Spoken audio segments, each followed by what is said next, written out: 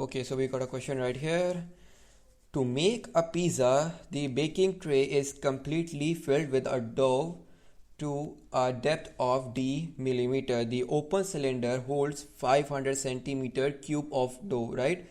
Calculate the depth of the dough d millimeter. Give your answer to correct to nearest millimeter. Okay, so to find that we need to know the volume of basically cylinder, right? So volume of cylinder is basically V is equals to pi r square h, right? So basically the dmm from the image that we have been given, right? This is the image that we have been given, right?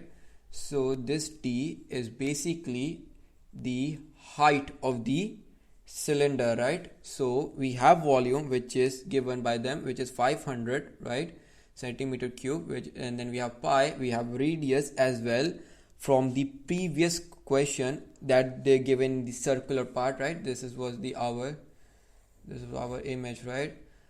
And then they have given basically this 15.5, right, from the previous questions, right?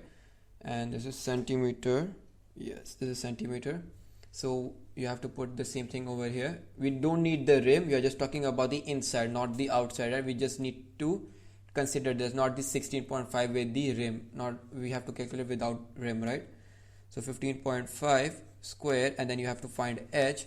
Your h value is basically gonna be 0.6624555384 centimeter, right? So now we need it in mm because they asked us to calculate it mm, right?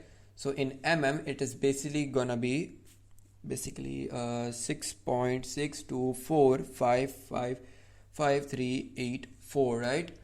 So this is your answer in millimeter. Now he asked us to give it in correct to nearest millimeter, right? So correct to nearest millimeter is gonna be 7 mm, right? The whole, basically the whole number, right? So it's basically 7, right? This is your final answer.